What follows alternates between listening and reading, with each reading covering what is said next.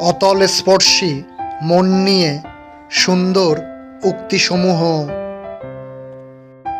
মানুষ তার স্বভাবের কারণেই মন থেকে উঠে যায়। স্বভাবে যার মিথ্যা এবং প্রতারণা লুকিয়ে থাকে সে কখনোই কারো মনে জায়গা পেতে পারে না, কিছুতেই না। মনের শক্তি অসীম। যদি তুমি মনের গভীরতা বুঝতে পারো তবে জীবন হবে সার্থক। উদাসী মন ছাড়া কখনো গভীর কোনো ভাবনায় ডুবে থাকা যায় না। যোগাযোগ ফোড়ায়, অধিকার ফুরায়, শুধু আজও মনের টান ফুরায় না।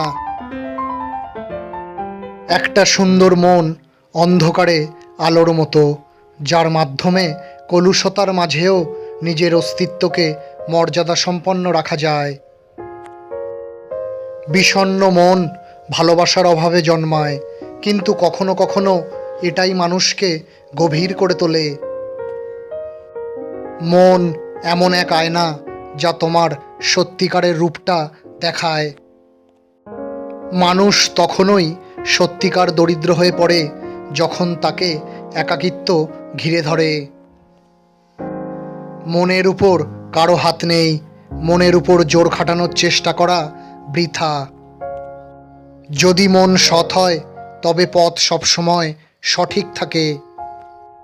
নিজেকে আজকাল চিনতে কষ্ট হয়। মুখে হাসি ঠিকই আছে, কিন্তু ভিতরে কেমন যেন একটা চাপা কান্না জমে থাকে প্রতিদিন।